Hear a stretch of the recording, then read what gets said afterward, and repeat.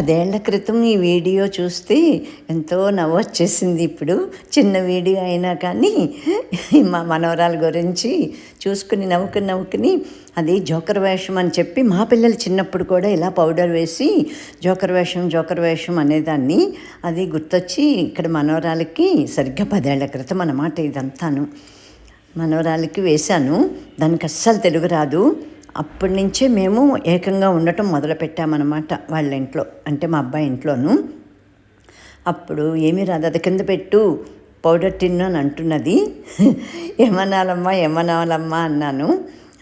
అది ఆ డైలాగులు అసలు ఏమి దాని భాష ఒక్క విసరు కూడా అర్థమయ్యేది కాదనమాట నాకు. మాట్లాడేది మరి వాళ్ళకి పుట్టినప్పటి నుంచి ఇంకంతే కదా, ఇంగ్లీష్ తప్ప ఇంకేమీ ఉండదు.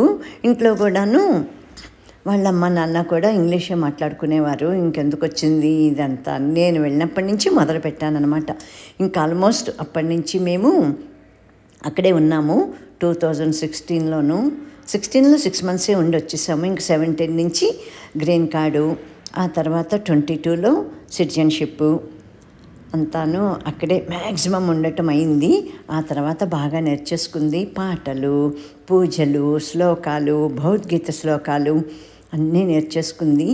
ఇది చూస్తుంటే నాకు ఫుల్ కాలక్షేపం అన్నమాట. అప్పుడు మొత్తం నన్నే పట్టుకుని ఉండేది. నేనేం పాడుకుంటే అవి పాడేసేది లిప్ మూమెంట్ చూసి. ఇప్పుడు ఎంత నవ్వు వస్తుందో దాన్ని చూస్తుంటే. అలాగా ఎంత టైంపాస్ అయిపోయేదో మా ఇద్దరికి, ఎంత నవ్వు.